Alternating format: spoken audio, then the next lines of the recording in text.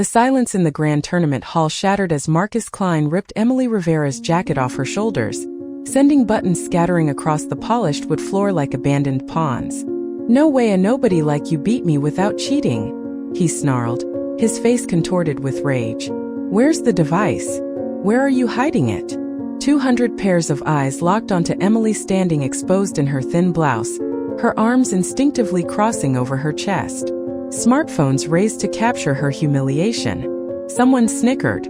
This was supposed to be her moment, her first real tournament after years of anonymous online play. Instead, it had become her nightmare. "Security!" the tournament director finally called, far too late. As officials escorted Marcus away, his parting words hung in the air. "Girls don't play chess. Not like that." Emily's fingers trembled as she gathered the tattered remains of her jacket. 5 minutes into the prestigious Riverside Open, and the world had already shown her why women stayed away from competitive chess. She had two choices: walk out those doors and never return, or stay and prove every man in this room wrong, including the national champion watching from the corner, a smirk playing at the edges of his lips. The clock was ticking. Her next match began in 15 minutes. Before Marcus Klein tore her jacket, before hundreds of eyes judged her, Emily Rivera was just a voice behind a screen. Empty Night 52. That's what everyone online called her. Nobody knew she was a 24-year-old woman who lived in a tiny apartment with chess books stacked to the ceiling. For 3 years, she had streamed chess matches without showing her face, building a modest following who admired her quiet, deadly style. "Knight to e5. Check," Emily said into her microphone last Tuesday night. Her opponent resigned seconds later. The chat filled with fire emojis and praise. This was safe. This was how Emily played after what happened in high school. Back then, Coach Bartlett had watched her win the state championship and said only, "You're good for a girl." Those 5 words had followed her for years, whispering in her ear every time she touched a pawn. The next morning, while making coffee, Emily saw the ad on her phone. The Riverside Open Chess Tournament in New York. $100,000 prize. And something new. A wildcard entry for amateurs with no official rating. Her finger hovered over the sign-up button. "They'll eat you alive," said the voice in her head that sounded like Coach Bartlett. Emily signed up anyway. She arrived at the hotel ballroom wearing her one good blazer, navy blue with brass buttons that had belonged to her mother. Her hair was pulled back tightly, chess pieces dangling from her earlobes. Emily took a deep breath and pushed through the double doors. The noise hit her first, the click of pieces, the murmur of men discussing openings and defenses. Then came the silence as heads turned toward her. "Registration?" she asked a volunteer. "Players only at this desk," he said without looking up. "I am a player. Empty Night 52. Now he looked up, blinked twice. "You're Empty Night?" News traveled fast. By the time Emily sat at her first board, whispers followed her like shadows. Her first opponent was Marcus Klein, a college champion known for aggressive play. He didn't shake her hand. "Let's make this quick," he said. "I have important matches later." Emily won in 18 moves. A simple trap that Marcus should have seen coming. That's when it happened. His face turned red, then purple. He stood up so fast his chair fell backward. "No way, you beat me fair," he yelled. And then his hands were on her jacket, tearing at the buttons. The tournament hall froze as Emily stood exposed, humiliated. But inside her chest, something hardened like stone. They wanted a show? Fine. She would give them a chess match they'd never forget. "This woman needs medical attention." A woman's voice cut through the shocked silence. A tournament official hurried toward Emily with a blanket. The woman who spoke, gray-haired, stern-faced, wearing a judge's badge, pointed at Marcus. "You. Out. Permanently banned," she said. Marcus stammered. "But she must have cheated." "Out." As security led Marcus away, the judge turned to Emily. "I'm Teresa Vega. I've been running chess tournaments for 30 years. Never seen such disgraceful behavior." Emily clutched the blanket around her shoulders. "I should go. And let him win?" Teresa raised an eyebrow. "Your next match starts in 10 minutes. In the bathroom, Emily splashed cold water on her face. Her phone buzzed with notifications, videos of the incident already spreading online. Comments poured in. Chess drama. Who is she? Probably cheated though. Emily turned off her phone. She found Teresa waiting with a black cardigan. It's mine, Teresa said. Not as nice as your jacket, but it'll do. Emily's second opponent was a teenage boy with thick glasses. When he saw Emily approach, his eyes widened in recognition. You're the girl from just now, he said. That was messed up. What happened? Emily sat down without responding. She couldn't afford kindness right now. The boy played well, much better than Marcus. His opening was textbook perfect. 10 moves in, Emily felt herself being backed into a corner. This was different from playing online. Here she could see her opponent's face, hear his breathing, feel the weight of eyes watching from around the room. Tournament officials hovered nearby, perhaps wondering if she really had cheated. Focus, Emily told herself. See the board. Just the board. On move 15 she spotted it. A tiny weakness in his pawn structure. 3 moves later, she slid her bishop across the board. Check, she said quietly. The boy stared at the position. His mouth opened slightly. He tipped over his king. Good game, he said, offering his hand. Emily hesitated, then shook it. By her third match, a small crowd had gathered around her board. Her opponent, a man in his 40s with a FIDE master title pinned to his lapel, studied her with open curiosity. Empty Knight 52, he said. I've watched your streams. Never knew you were a woman. Does it matter? Emily asked, moving her pawn to e4, the most common opening move in chess. He smiled thinly. We'll see, won't we? The tournament director approached with a camera crew. We're putting this match on the live stream, he explained. The audience is interested in our wildcard entry. Emily felt her stomach twist. This was exactly what she had wanted to avoid. But now it was too late. The spotlight had found her, and there was nowhere to hide. The camera's red light blinked steadily as Emily faced the FIDE master. Her hands were steady now, but inside, butterflies performed wild acrobatics. Knight to f3, she said, moving her piece with practiced calm. The master leaned forward, fingers steepled under his chin. He played quickly, confidently, as if racing to end this match. 3 tables away, a man in an expensive suit whispered to his companion. Emily caught fragments. Just lucky so far. And wait until she faces real competition. Emily pushed the words away and focused on the 64 squares before her. This was her world, black and white, clear rules, pure logic. No prejudice. No assumptions. 27 moves later, the master stared at his trapped king. His face showed disbelief, then something like respect. Checkmate, Emily said softly. The live stream chat exploded. Chess Barbie destroys FM. Who is this girl? Probably just got lucky again. Bet she can't beat a grandmaster. The video spread like wildfire. By evening, Emily had become the tournament's main attraction. People who had never watched chess before tuned in to see the mystery woman who kept winning. Back in her cheap hotel room, Emily scrolled through comments on chess forums. She's only getting attention because she's female. Wait till tomorrow when she plays Peterson. He'll crush her. I analyzed her games. Nothing special. Basic tactics. One comment from user GM_Hunter particularly stung. Women's brains aren't wired for high-level chess. It's just science. Emily closed her laptop and lay on the bed, staring at the ceiling. 3 victories. Tomorrow would bring the quarterfinals, and with them, Richard Peterson, the U.S. junior champion known for his aggressive play and equally aggressive mouth. Her phone rang. It was Teresa. Thought you should know, Teresa said without greeting. The streams of your matches have over 1 million views combined. Great, Emily muttered. The tournament director wants you to do an interview.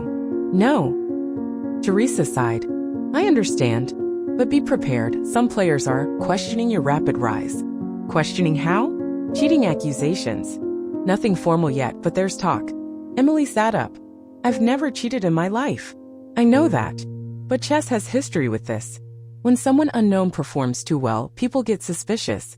After hanging up, Emily couldn't sleep. Instead, she reviewed Richard Peterson's famous games until 3 a.m. He favored aggressive openings, quick attacks. He took risks, sometimes too many. In the darkness of her room, Emily formed a plan.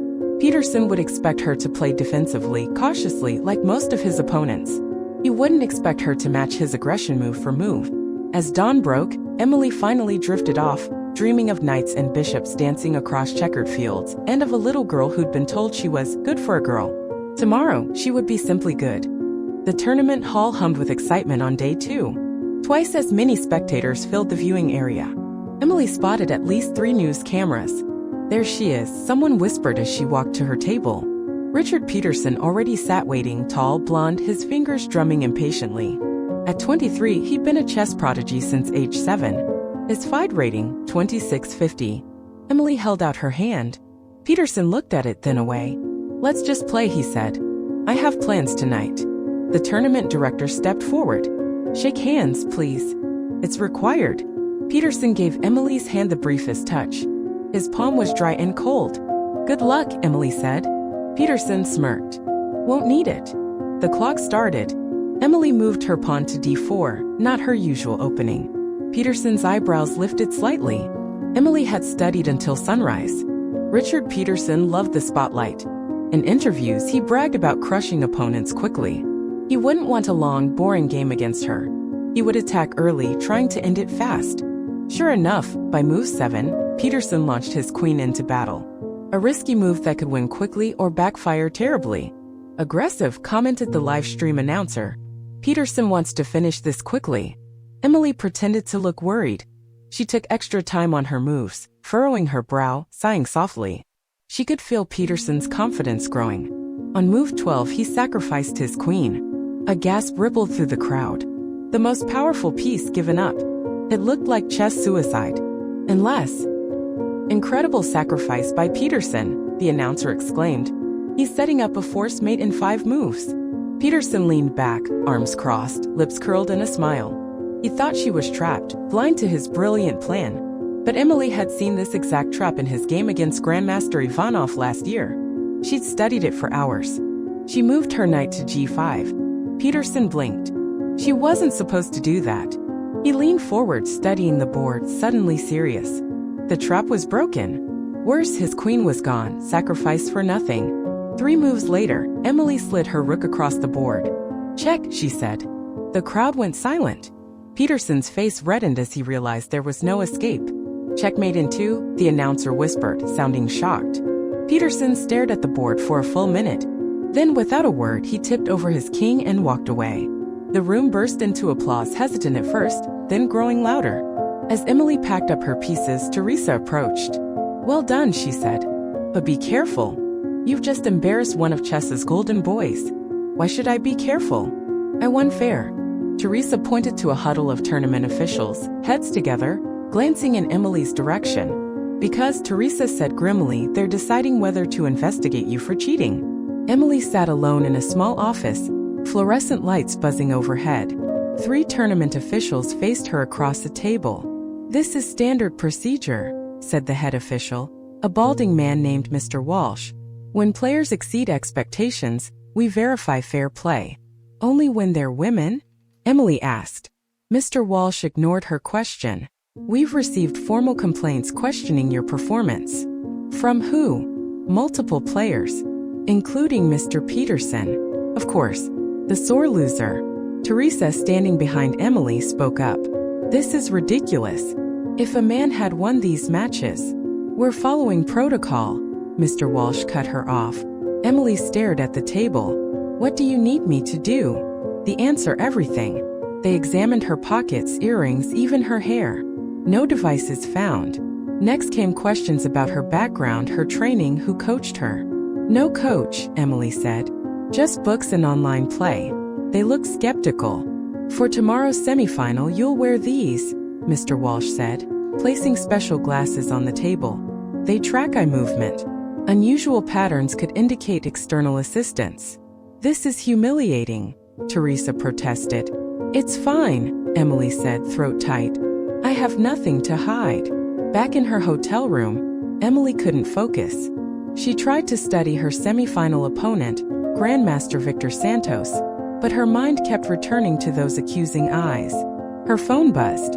Another notification. She'd avoided social media all day, but curiosity won. She checked the trending chess videos. "Amateur cheating scandal?" read one headline. "How this chess nobody fooled everyone," read another. Comment sections flooded with opinions. No way she beat Peterson clean. They should strip her wins. Probably has computer help. Tears blurred her vision. This was high school all over again. No matter how well she played, they wouldn't accept that a woman could be this good. Emily tossed her phone aside and paced the room. Maybe she should quit. Walk away. Was proving herself worth this? At midnight, unable to sleep, she went downstairs for air. The hotel lobby was empty except for a cleaning lady and a small girl sitting with her mother. The girl, about 9 years old, wore a t-shirt with a chess piece on it. When the girl saw Emily, her eyes widened. "Mom, it's her," she whispered loudly. "The lady who beat all the chess men." Emily smiled weakly and tried to pass by. "Excuse me," the mother called. "Would you mind? My daughter started chess lessons because of your matches yesterday." The little girl approached, holding a paper tournament program and pen. "I want to play like you someday," she said, eyes shining. "They said girls can't be chess champions, but you showed them." Emily's throat tightened as she signed the program. The girl hadn't heard about the cheating accusations. She just saw a woman winning at chess.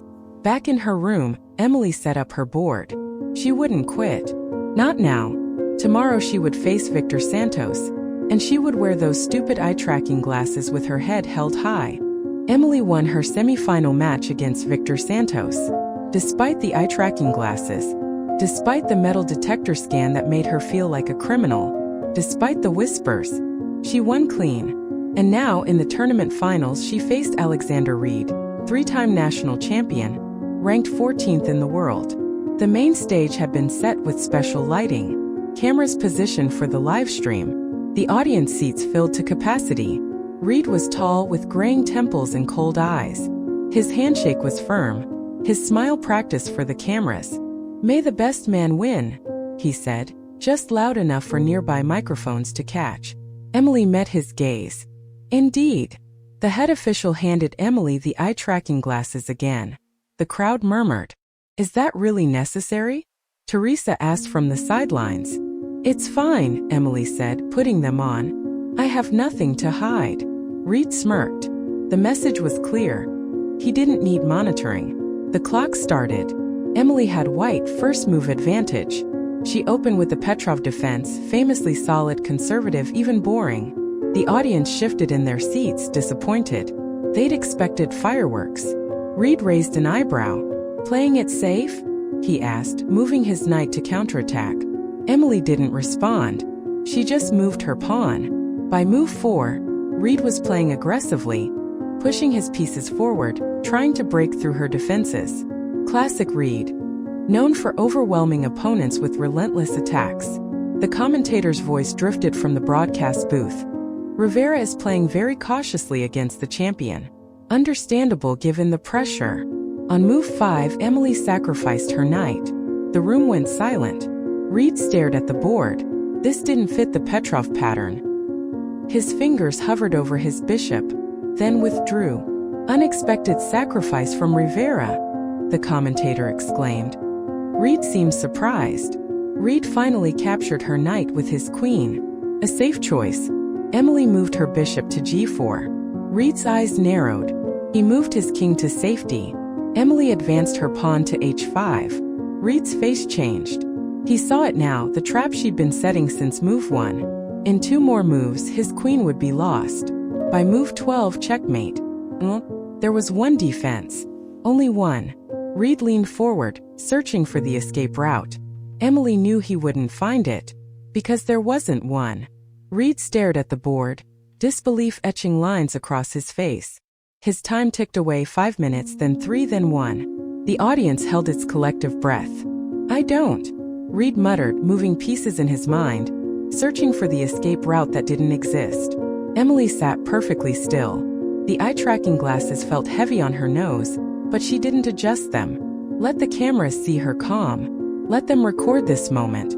30 seconds, the judge announced. Reed's hand hovered over his bishop, then his knight, then back to his king. Nothing would save him. 10 seconds. With a sharp exhale, Reed made his move, the only one possible. Emily responded instantly, sliding her queen diagonally across the board.